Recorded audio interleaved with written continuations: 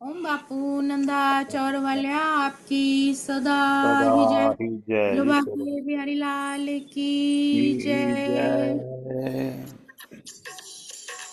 श्री कृष्ण गोविंद हरे मुरारे, हे नाथ नारायण वासुदेवा। श्री कृष्ण गोविंद हरे मुरारे, हे नाथ नारायण वासुदेव।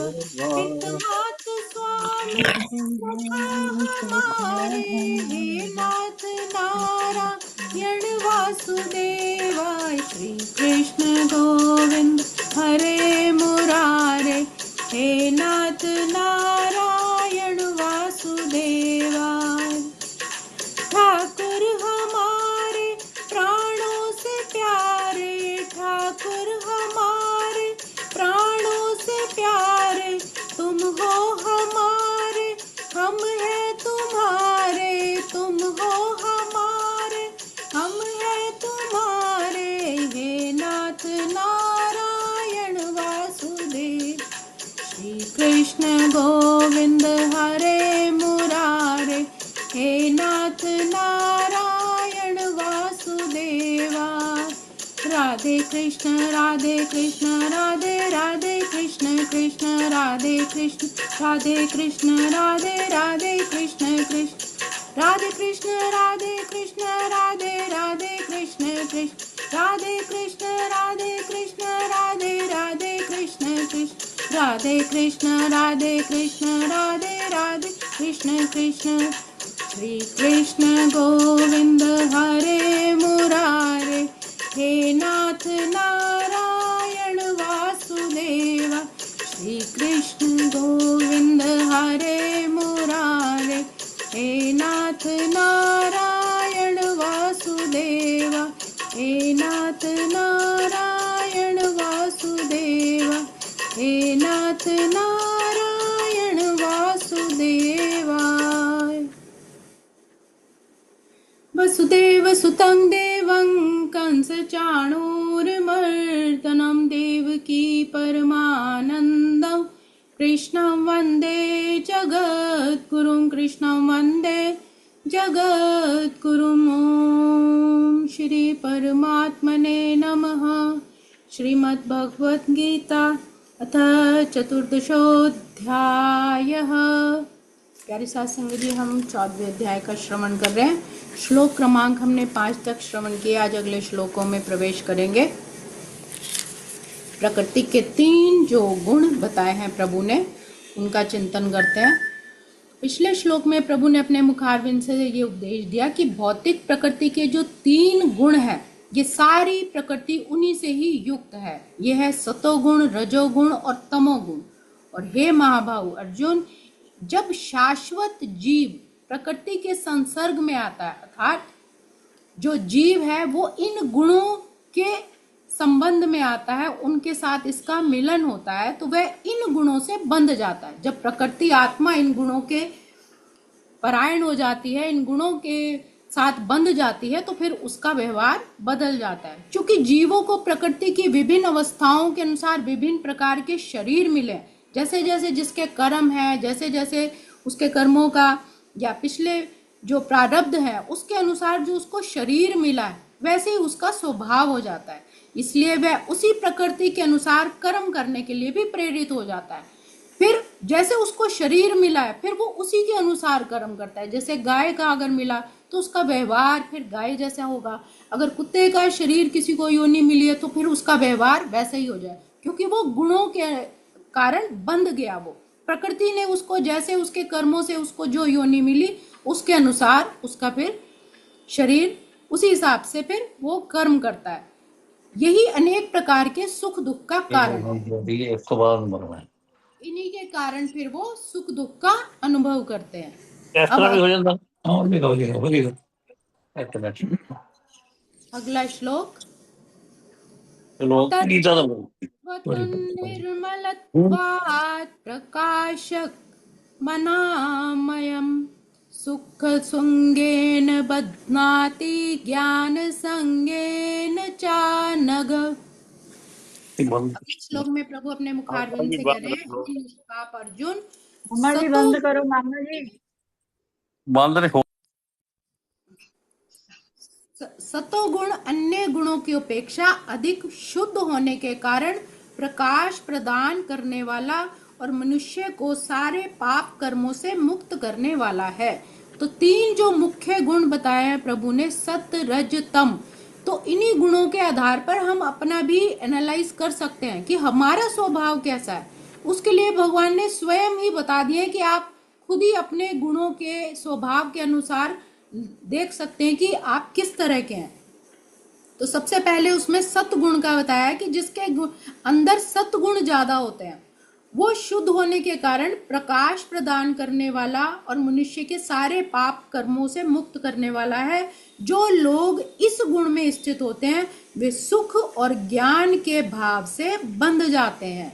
अब सत्गुण है जैसे हमारे संत महापुरुषों में होता है, सात्विक आध्यात्मिक परमात्मा को पाने की एक प्रबल जो इच्छा होती है, जो संत महापुरुष साधु संत होते हैं। लेकिन भगवान कह रहे हैं कि कभी कभी वे भी सुख और ज्ञान के भाव से बंध जाते हैं।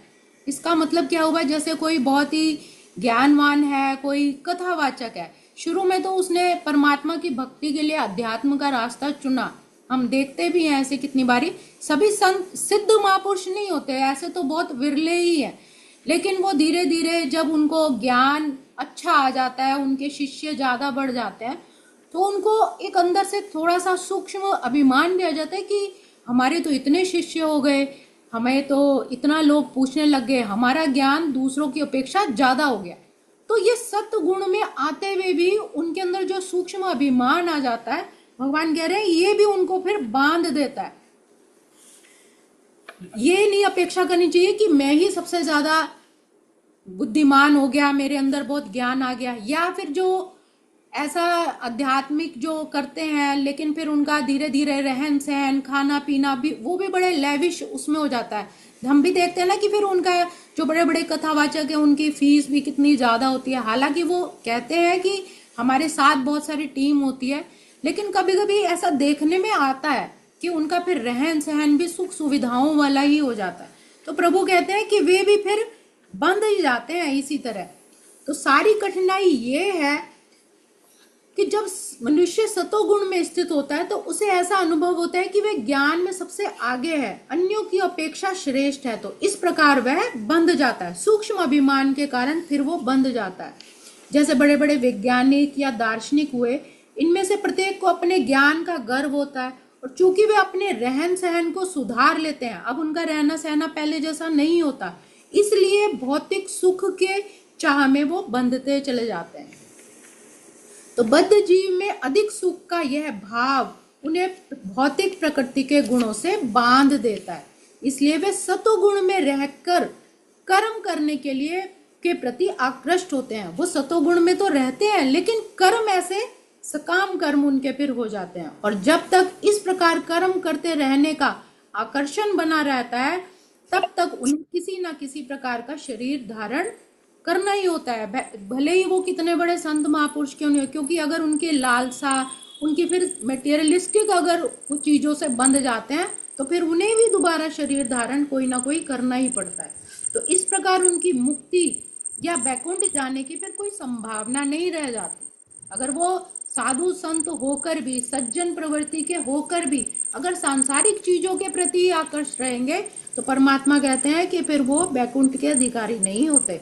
वे बारंबार दार्शनिक, वैज्ञानिक या कवि बनते हैं, बहुत बड़े बड़े दार्शनिक बन गए या बहुत बड़े साइंटिस्ट बन गए या बहुत बड़े कवि बन गए, मतलब उनके अंदर वो प्रवृत्ति तो है लेकिन संसार के साथ एक जुड़ाव भी रहता है और बार बार जन्म मृत्यु के दोषों में बंधते हैं।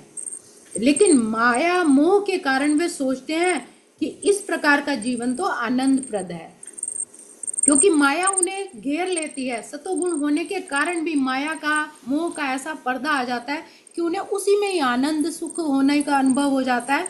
तो इस तरह वो भी बंध जाते हैं, प्रकृति के गुण के प्रभाव के कारण प्रभु कहते हैं वो भी बंध जाते हैं। तो सतोगुणी पुरुष को भौतिक कष्ट उतना पीड़ित नहीं करता और उनमें भौतिक ज्ञान की प्रगति करने की सूझ भी होती है।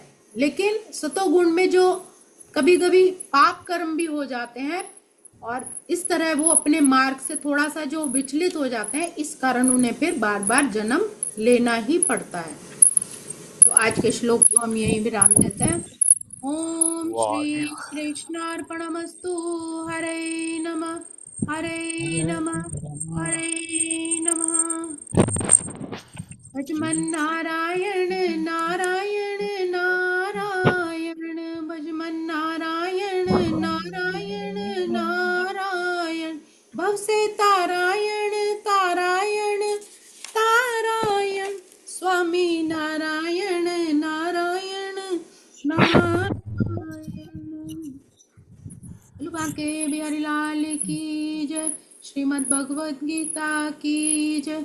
मेरे सतगुरु महाराज की आज की जय। जय। वाह जी वाह।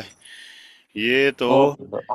आज के ये अपने जो उपदेश में ये है भी, लेविश भी होना ठीक नहीं है, मतलब ज्यादा इसमें भी यहाँ भी आराम प्रस्त हो जाए वो नहीं ठीक है, हैं?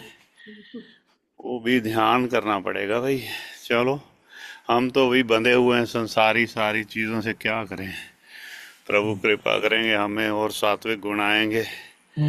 थैंक यू, बहुत बहुत धन्यवाद आपका, बहुत सुंदर। भैया उनके लिए कहा है, जैसे बहुत बड़े जैसे संत महापुरुष हो गए, शुरू में तो अध्यात्म है, लेकिन बाद में उन्होंने अपना लाइफस्टाइल चेंज कर दिया। उन्हें अच्छा लगने लग गया कि लोग हम कितने फेमस हो गए, हमें कितना ज्ञान हो गया, तो अपने रहने का लाइफस्टाइल वो चेंज करते हैं। तो भगवान कह रहे हैं, फिर वो उस मार्ग से थोड़ा हट गए। सतोगुण होते हुए भी उन्होंने दूसरा क्यों मतलब फिर ऐशो संसार। आराम में थोड़ा सा ख्याल चला जाता है, आराम प्रस्ती हो जाती है थोड़ी सी। संत महापुरुषों चलो। का ये हाल हो गया, तो हम तो है ही गृहस्थी। हाँ, चलो, बिल्कुल। ओके जी। जय बापू दी, सत करता, धन्यवाद।